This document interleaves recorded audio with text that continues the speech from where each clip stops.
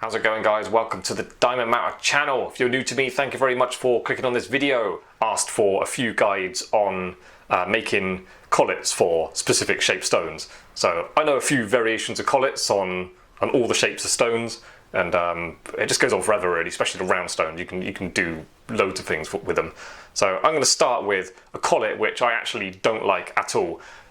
It's a Rex collet, yeah. Do you know the Rex collet? It's like known as a 8-claw, kind of looks like zigzags going around the outside. And it was an old-fashioned, horrible, ugly collet when I started making jewellery, and that was in the late 90s. So it's a well old-fashioned design, and I hate it. But you can do it in a way that looks alright, and looks good. Doing the same technique in 6-claw looks really nice. But the 8-claw Rex collet is a really horrible thing. But I'm gonna show you how to make one, and then make it kind of as good as it possibly can. If you like the 8-claw Rex collet, fine. I won't try and change your mind, but I've always hated it, just for kind of no particular reason. Just don't like it. So anyway, we're gonna make one today. I've got this chunk of metal. I'm just gonna, doesn't need to be hugely deep. It's like a 4mm kind of square bit of wire. I'm just gonna run that long, basically. We're gonna do the usual, getting a flat bit of metal, making it kind of similar to that. I would nearly use this, but it's a bit too thin for my liking. Get a nice long strip, and then we're gonna turn it into a rainbow shape, and then we'll turn it up into kind of cone, and then we'll work on that cone. But it's nice to have a bit of thickness. This was a bit too thin. It was 0.6. I think 0.8 or 0.9. You need a bit of thickness because hammering it, using pliers on it, then you're papering it, like filing off solder joins and stuff, and then papering it, and it just kind of reduces the whole time. And especially if you're making something that's going to be cast, because you'll get it cast and then it comes back and then you've got to paper it again, and then after polishing, you lose even more around the outside. To make life easier for yourself, start with something a little bit thicker. I'll get it down to a mil and look at it, but I expect to go down to sort of like 0.85 maybe. So I've milled it out. It's gone just below a mil. It's 0.91, and it looks a bit thick. And things seem to look even thicker when you turn them up into a tight little circle. It's a little collet. See, I'm just going to squeeze it down a little bit. So what did I say? I said like 0.85, but possibly correct. Maybe even 0.8 be alright. Anyway, under a mil just. So I milled it down, I squeezed it down a little bit, so it's about 0.8. Which I still think is possibly a little bit thick, but it'll be fine. So I'm just going to Shaquille O'Neal it a little bit, just one last time. When you're annealing, get your flame going along the piece, yeah, don't go across.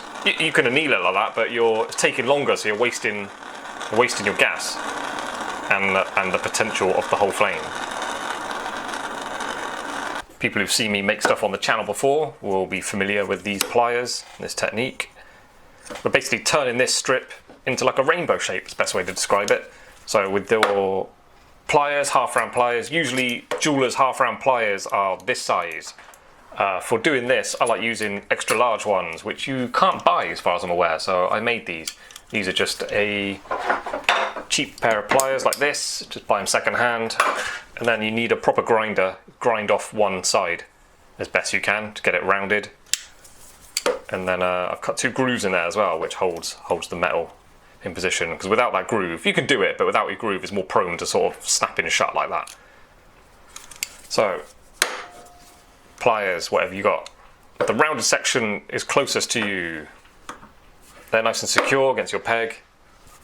You need some parallel pliers next. This is a levering point. There is a levering point. So that and that. I'm gripping quite tight there, reasonably tight with this one. There you go, just levering it up. This is why I said you need a longer than you need for the collet bit of metal, because the extra length really helps you out getting a curve on this. Don't try and curve it really tight on the first attempt. I work along it and get it a certain curvature, and then I'll anneal it and then go back the other way and tighten it up.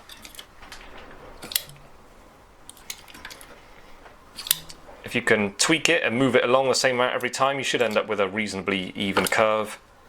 It's never perfect, but don't worry about it. What I do is I work from one end, and then before, like way before I get to the further end, I'll turn it around and start working back the other way.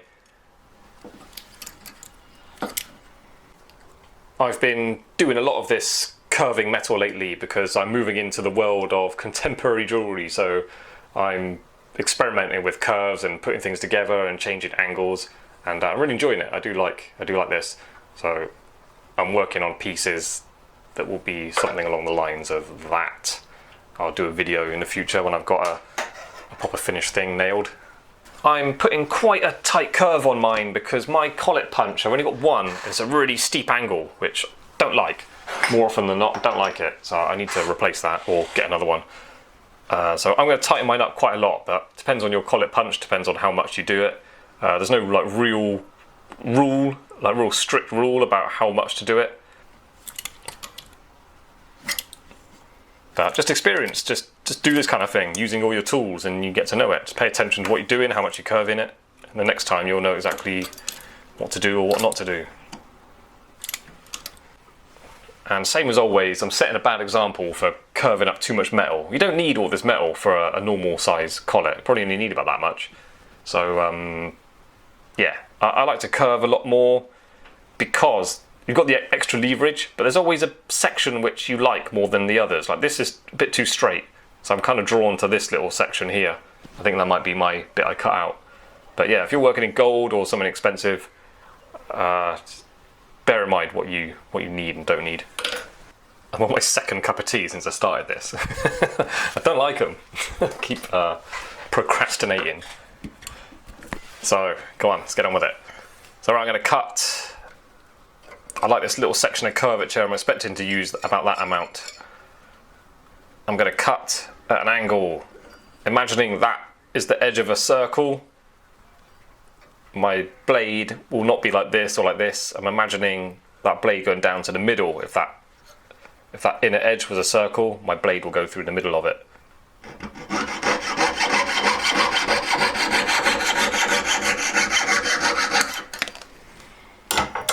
Boom.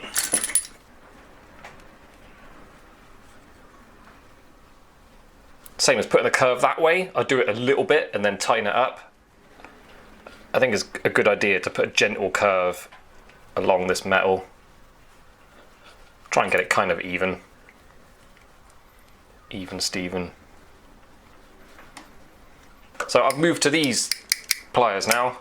I always use these in my videos and I always say I don't know what they're called. It's like a half snipe, half flat. And when you buy them, there's like usually a plastic piece there. I very quickly squashed that and it all wore out and fell off. I replaced it with a piece of nickel, which I put like a little bar in it and then just tapped it down, riveted on. And that's just lasted forever. It's lasting really well. Using this one to tighten it up.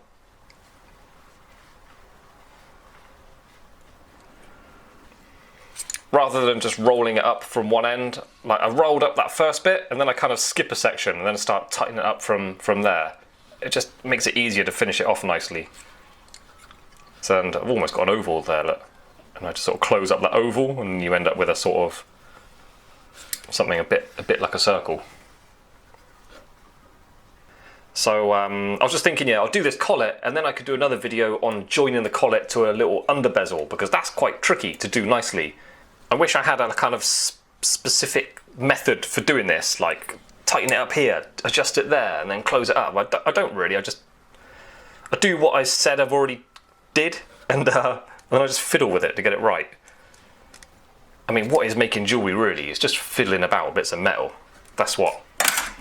If I had to explain making jewellery in a nutshell, after 20 years experience, that would be it, just fiddling about. So I'm tightening up this curve now so I can wrap the other one around a bit tighter.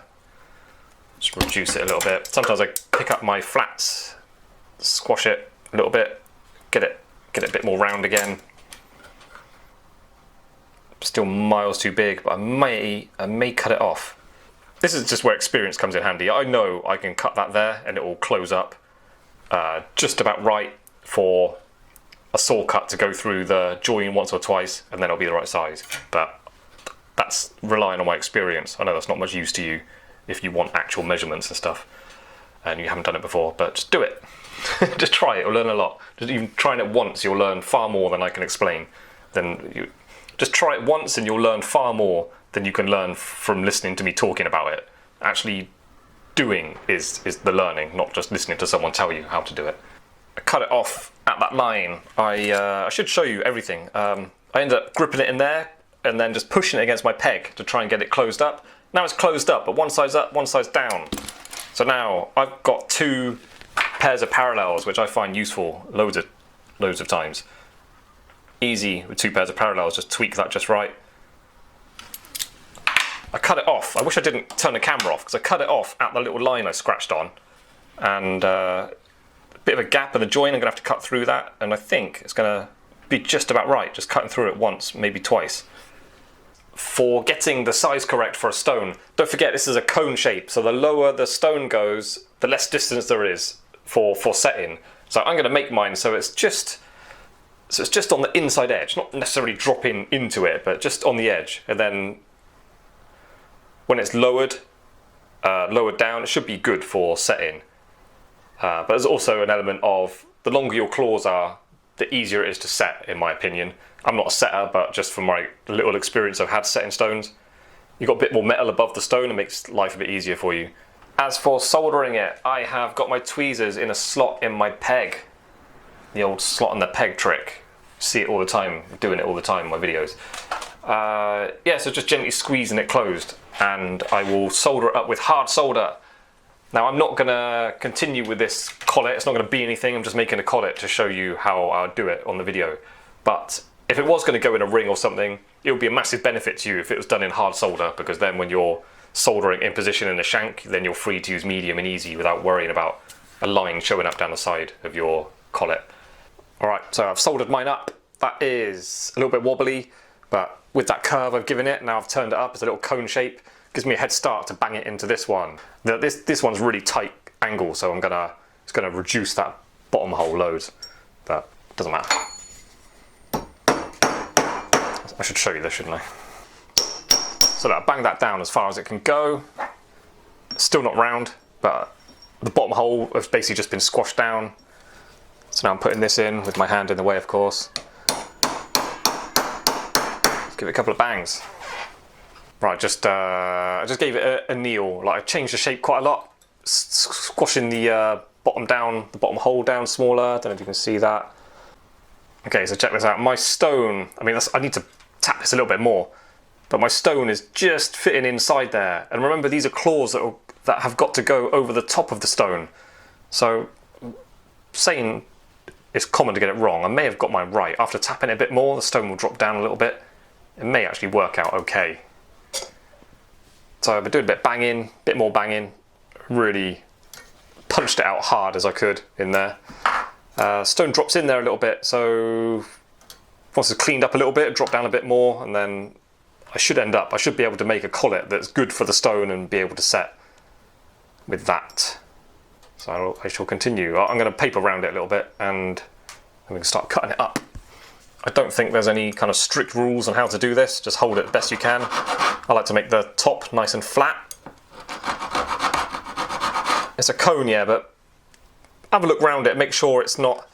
Right, make sure it's a cone like going to the centre, not a cone going like that, or like that. You don't want one side more straight than the other, it's going to look horrible when it's in a ring. So try and make sure it's a proper, mathematically perfect cone. So I'm flattening the top. Now I'm flattening the other side, and it's important I get them both parallel, because if one is slightly tilted, it kind of mucks you up trying to get the claws nice. Can be more difficult to do than you would imagine. If you've never done this before and you think, oh, just file it that side, sometimes it goes against you and it's difficult to rotate it and find where you need to reduce it. And when it comes to papering it, these pliers are usually pretty handy, just with a whizzer. Let's go around it.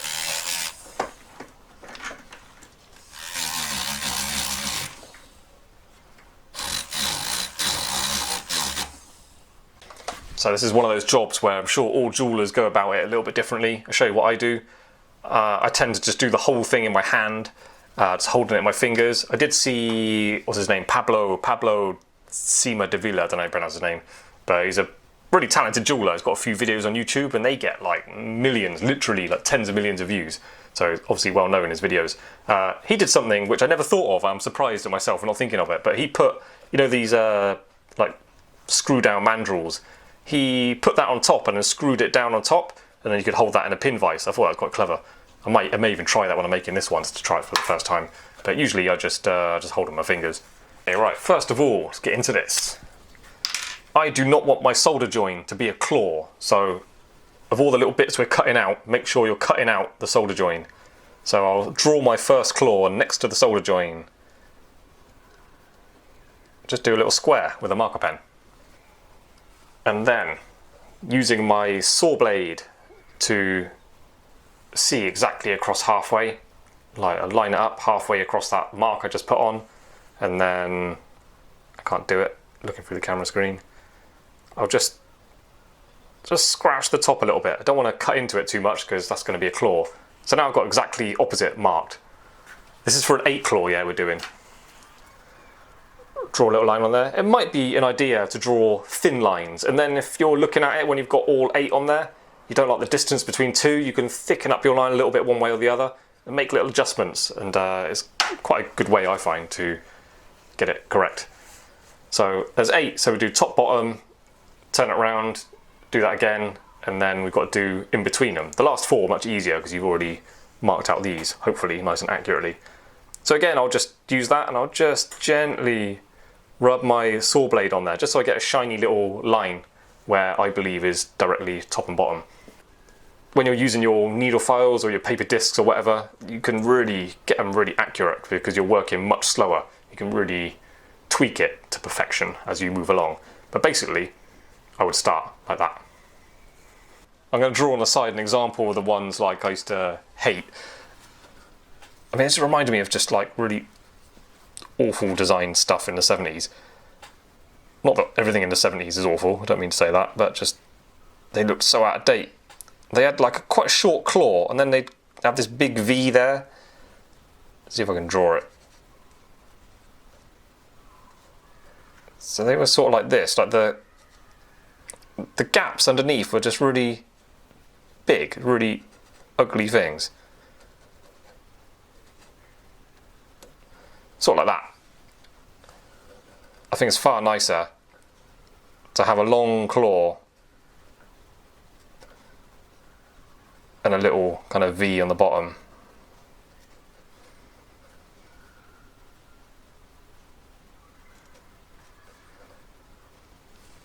So we got that versus that. So we're doing something a bit more like that. If you've got any lines that you don't like, I just buff them off. But you can use, if you don't want to keep papering it over and over, I don't blame you. You can use a bit of acetone on a ear cleaner, little earbud thing, or a bit of tissue, it'll wipe straight off. But I highly recommend using permanent marker pen because handling it, you need it to stay on as best possible. Okay, so I literally cannot remember what I was doing last time I made one of these, probably a good 3 years ago or something like that. So I'm just going to use my dividers to scrawl a line around it, probably, what's that, 2/3 of the way down from the top. So I'm just going to put a gentle line around it. Might be an idea to buff it opposite directions to where you're scoring your line, just so it shows up a bit better. I'm going to battle on with this one.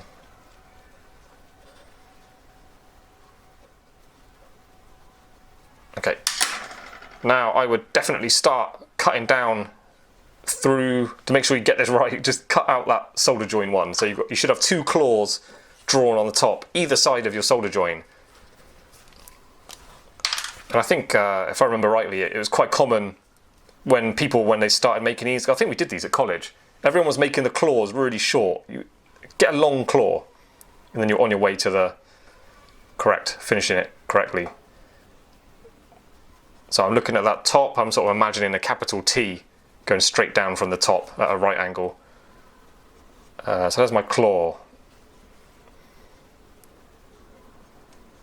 Getting that one. So I've got that little line I just did with the dividers. Don't think it doesn't look low enough.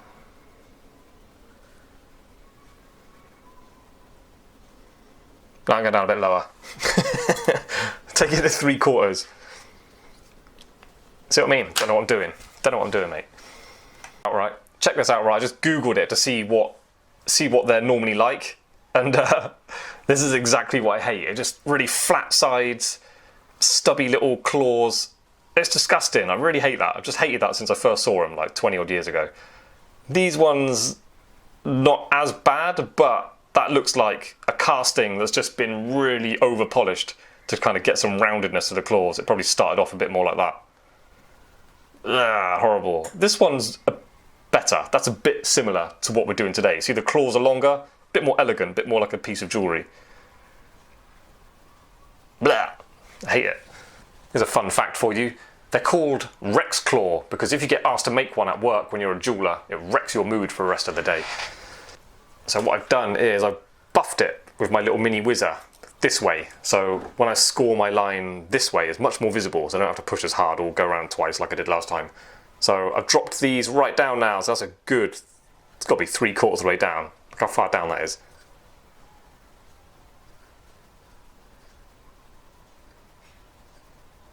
Hopefully this works out, otherwise I'm making myself look like I don't know what I'm doing, which is quite often the case. Newsflash, I always forget this. There was a trick, I did it once in my video before and I keep forgetting to do it again, but there's a trick I saw on Instagram, I think it was. I think the guy's name was VU the Jeweller, was his account.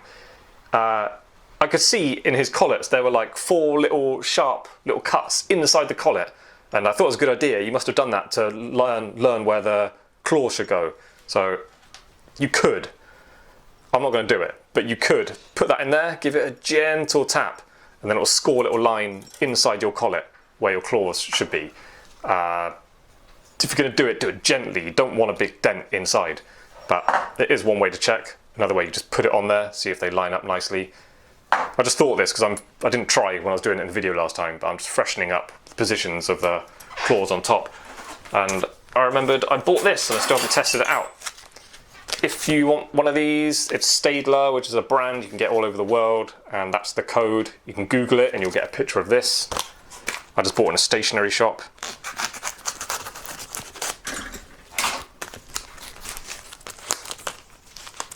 I have to hide these from my kids because they take them and they scribble all over them and then they bend them and they're ruined.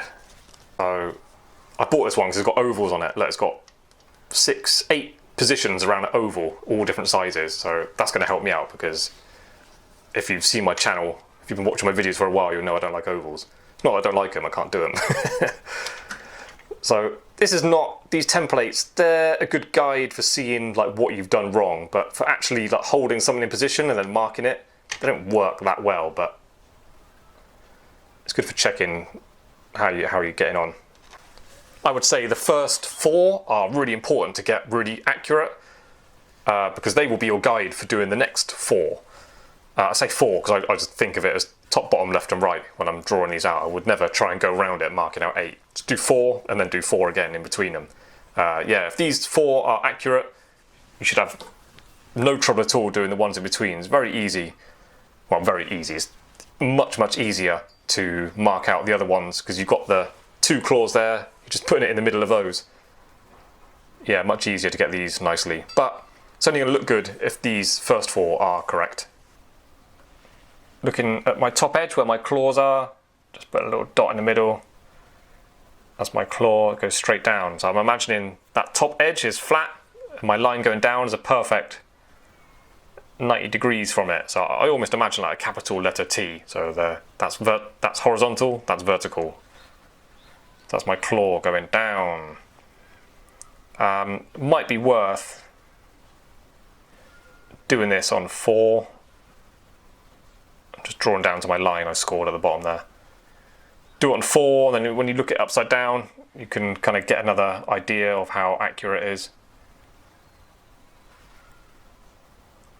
And then make any adjustments as you go along. And then same again, if you get these 4 accurately on the side, they become a guide for doing the 4 that sit in between them. The second 4 is always so much easier.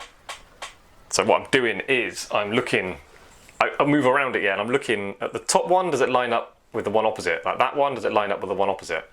And I rotate it and move around it. Yeah, not bad. Next one. Ooh, a little bit dodgy. That was a bit better.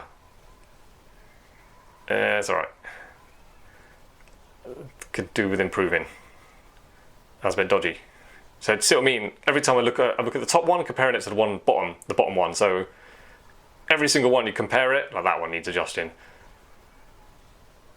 So just anything I can think of, I can do to understand its level of accuracy. Just to kind of give you an indication of what goes on through my mind when I'm working. I'm not trying to hold it in a way that I think it looks good and like, yeah, okay, let's continue. I'm constantly trying to pick faults in it. And if you eliminate all the faults, you end up with something good. That's my general strategy with making jewellery. Just constantly trying to find faults with what you're making.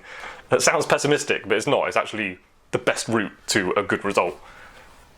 So I will adjust these a little bit and I can start cutting them out. Now with my lines going down the side, I've got that line I scored with my dividers. Obviously this point is going to end up in between those two lines. I'm going to go from just above my divider line to the middle. So just above my divider line to the middle. So I'm doing that on all of them. So now I have this going on. Now, obviously they're a bit wonky, a bit jagged looking. We're going to cut it out nicely. So do what you've got to do with your marker pen without ruining your guide. Maybe thicken it up if you need to. Maybe you can nicen it up a little bit. You don't need to do too much. And then first of all, what we're going to do is we're going to cut out this shape. Don't go up to your line, like use that. Save that for your needle files or paper disc or whatever you're using, rubber wheels, to cut it back slowly up to the perfect position. But you can cut out quite a big chunk. Cut out a section. What I do is I cut down quite far, but then I'm thinking about ending up in the middle, in between two claws, and then my saw right at this angle. So let me just do one. It's probably better I just show you rather than try and explain it. I'm staying away from the claws to begin with.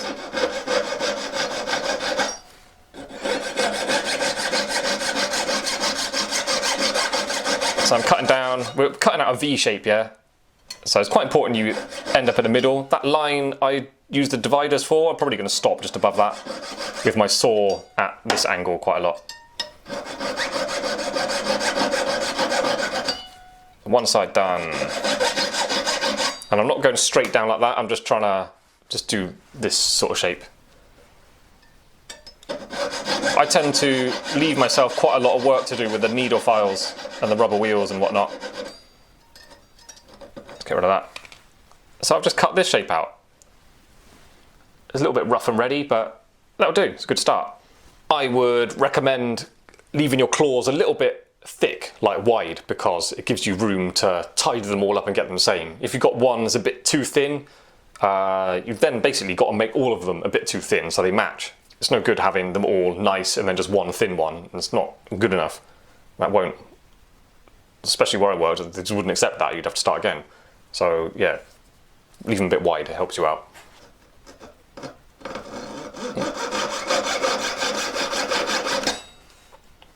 And while I do this to keep you entertained, let me put some music on, made from my friends over in Malaysia. Check it out. Okay, I'll show you exactly what I'm doing. I'm going to hide nothing from you, so you can see all my dodgy craftsmanship. Putting myself out there for ridicule and abuse. So yeah, I filed around it. Like I said, I just wanted to just clip over that line I use my dividers for. That needs tidying up a little bit. They're not all exactly the same. I actually went around it twice, yeah. I went round it once to get that V section down, then I went round it again to try and get that angle the same on all of them, because it wasn't the same. So now I'm looking at that, I'm sort of at a stage I'm happy to move on with, but it may need a bit more work. Paper disc time, and before we get this disco started, I looked down straight on it, having a look at my gaps, checking the alignment of the claws, again I'm looking top and bottom, just looking at the one the opposite side and seeing how much it lines up, because if it's slightly off, you may have an opportunity to sort of thin it more from one side rather than the other. But if they're quite accurate, mine are not too bad. I'm just thinking about straightening them off down the sides, both sides, an even amount. Maybe work on one claw at a time.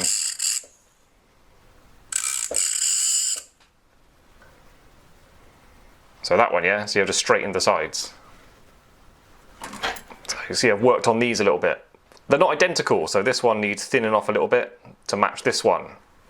But basically I'm just running this down the sides. And I'm not worrying about going down to the V. We'll square them all off all the way around, and then I'll go back to the side and pay attention to that.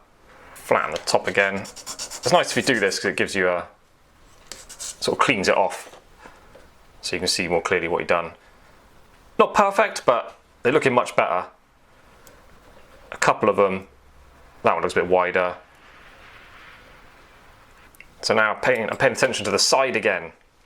You can see I don't want them to start going like wide. Where's a good example?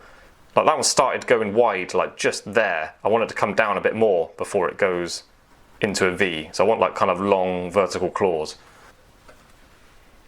It should all be vertical as well. You shouldn't have one going that way and that way. You should try and keep them all straight and parallel to each other.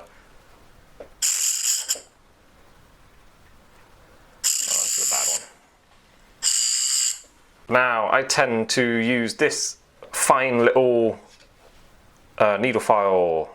Let me tell you about it. It's one of the smaller size ones. It's F-Dick. What's that? Looks like NI9. What does that mean? Yeah, N19. It's N19. Don't tell me what that means. Don't ask me what that means. But basically it's a round. It's a smaller one. It's got quite a fine kind of teethy on there. I do like this because it kind of goes quite kindly in this sort of size collet in the gaps in between. If you don't have this, where's my rubber wheel gone? Yeah, rubber wheel. You can actually, I talk about getting them nice and sharp using a stone, but you can actually blunt them as well and get a specific shape you need. So I would get a flat on that and then round it off. That'd be great for going around there. I probably will do that after filing. I would definitely recommend trying to do this quite neatly because every one of these scoops has got to be polished out. Now, I don't work with any magnification, but I do check what I've just done under magnification. So yeah, I can see they're not all going, they're pretty good, you know, to be honest. That one can come down a bit more. But yeah, just double check your work with a 10 times loop. And if you make things really accurately through a 10 times loop, if they look good through that, then they're going to look amazing to the naked eye. So I like checking solder joins, just angles, everything with that. Okay, next, I'm not going to go to rubber wheel yet. I'll get all the cutting and filing done first, and then the last sort of stage of tidying it up, getting it ready for polishing, will be the rubber wheels. And next, let's do the bottom half, get that looking good. Okay, so no more measuring really, but I am still using that line we scored with the dividers. So I'm just going to get my saw blade and then line it up directly down the middle of a claw, and then just cut up to that line, but not really cut up to it. I'm going to cut at quite an angle. Cutting into it, bit of an angle. There you go, that'll do. And if you worked accurately, marking them out, cutting them out, papering them back, you haven't really got to worry about lining them up too much now. You just go to the middle of a claw and it should all work out nicely. But if you're still at this stage making adjustments to your claws, you've got to work a bit more carefully. But where I've done all my careful working out, I can just sort of work quite quickly now. Top and then bottom, every time.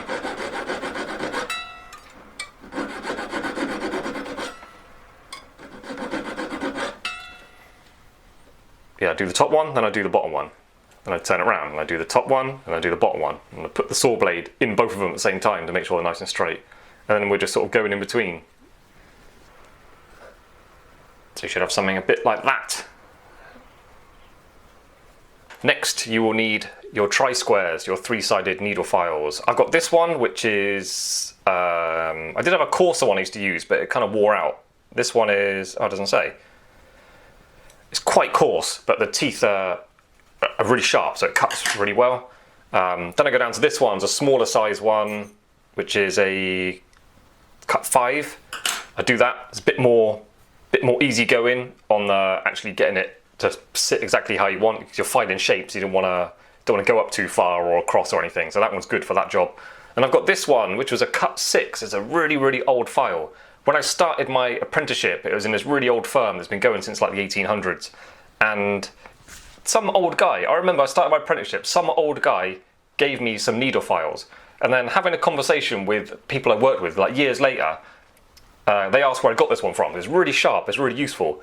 I said, oh, like an old guy gave it to me. And they're like, what old guy? It's like, just an old man. Like, who was that? I never really questioned it before. And I don't know who it was.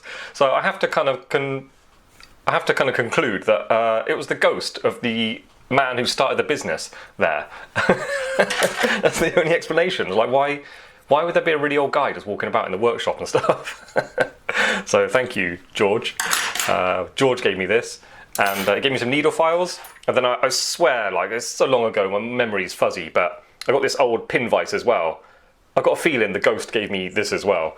There's no other explanation for where it come from. Like, no one else confirmed they gave it to me who worked there years, and there's this old guys in my mind for giving me some tools to get me started. So I really appreciate that. And all these years later, I'm still using it, and yeah, it's worn out, the corners are really sharp, but it is sharp, so it gets really nice corners cut into things. So it's still a really treasured tool. So I really appreciate being given this from the other side. Still very useful now. So yeah, I finish it off with this one. After I cut the groove how I want it to, I finish it off with this really sharp ghost file and get it really sharp and nice.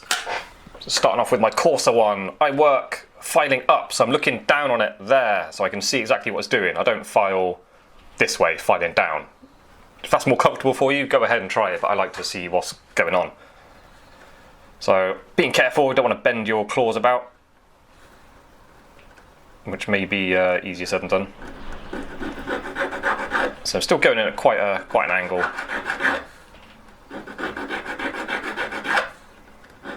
I'll just start off with this, being careful to go right in the middle of that claw. I just did a load of this. I thought I was recording and I wasn't recording, so apologies. I basically did the top. I'm going around it, doing the top one, then turn a 180, do that one, then do the corners. And I was just saying, it's important, just like we were cutting down and filing those up to get them all identical to each other. Do the same with these, like file up at the same angle and then go up the side the same amount.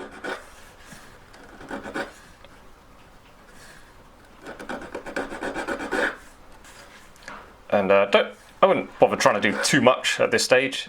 I feel like I'm just starting it off with this big file. And then the next one I go down to, I neaten up a lot more. But if you haven't got these files, you can do a lot with rubber wheels, and I mean, I recommend getting one of these. If you haven't got one of these, making jewellery is kind of an essential needle file. But if I just had this one, I could do the whole job with this, no problem.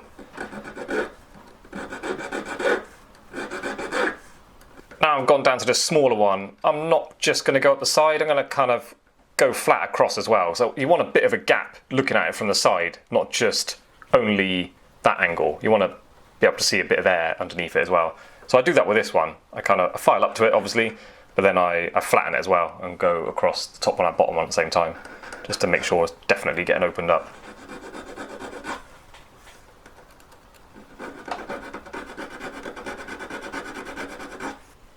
So I'll just show you my work. I don't hide nothing from you. That is it in all its glory, like fresh from being filed. Obviously needs a lot of work cleaning up. So now, to get the tops of these nice and sharp, I would go to my ghost file and just sharpen them up a little bit. I would recommend the bottom, I would recommend not going to an absolute point, because if you do that, there's a chance you may over sharpen one or two of them and then it doesn't sit flat, because it's got to be soldered onto a flat little plate or bezel or little ring or whatever you're doing with it. If you leave a little flat there, you know that the whole thing should sit really nicely. If you start sharpening them up, it's quite likely you're going to over sharpen one of them or two of them, and then when it sits down flat, they won't be touching the bottom, which causes you a problem when it's soldering. This is what I was talking about. It sits flat, every single one will sit flat on that block. If I sharpen one up, I may over sharpen it, and then one will be off slightly, and it makes soldering it awkward. So I'm going to go around it. I've got the basic shape kind of down now. I'm going to rubber wheel over it, which is another opportunity to make adjustments if you still need to, but you should have ironed out any inaccuracies by now. What I'm thinking of doing is keeping this, and for another video working with it, we're going to make a little bezel for it, how I think looks nice, and then talk about soldering it on, because it's well tricky. And then, yeah, I'll do that. Talk about it more when I do it. So I'm going to use my rubber wheel, and this is quite a new one. It's nice and sharp. So while it's nice and sharp, I will do the bottom half, because it needs to be sharper to get these right. So I'm just gonna, this kind of thing, I imagine a lot of jewellers would use magnification for, but I'm quite an advocate for not wearing glasses or using magnification unless it's absolutely necessary, because you're making your eyes lazy. You're like training your eyes to need magnification. Well, if I went to an optician's, and they told me I need glasses, which they probably would because they want to sell some to you, if I start wearing them, it would be very difficult to go back to not wearing them. Like, my eyes would adjust, they'd become weaker. So I'm going to not wear glasses for as long as possible. And my eyesight's still pretty good. So there, just having a look. Making sure I get a nice sharp point on it. And they should look a bit shinier now as well, because you've got rid of some file marks. Okay, so that's done. This whole thing feels really light now compared to what it was. Cut so much out of it.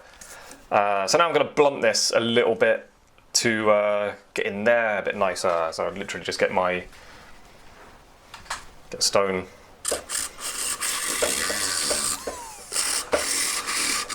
Good tip when you're doing this sort of thing is I actually blow on it while I'm doing it. Just so dust doesn't go this way, or it does still go this way a little bit.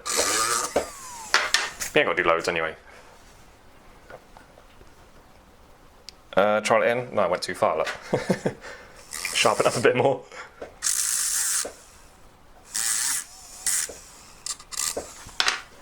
Just before I spin it and just have a look at it, how it's fitting. Okay, that's nice. A little custom rubber disclet for exactly for my collet.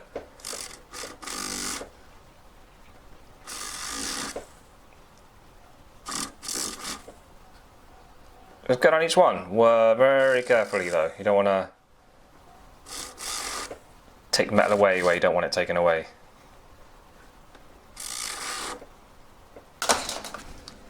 Once I got around it, I find once you buff it a little bit, you will find, because you're getting rid of burrs, you will find little areas where you can perhaps get a bit more accuracy out of it.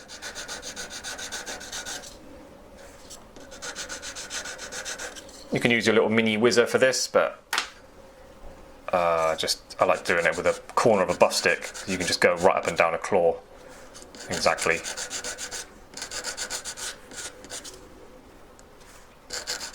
It'll either look much nicer, or it'll expose lots of your dodgy work at this stage.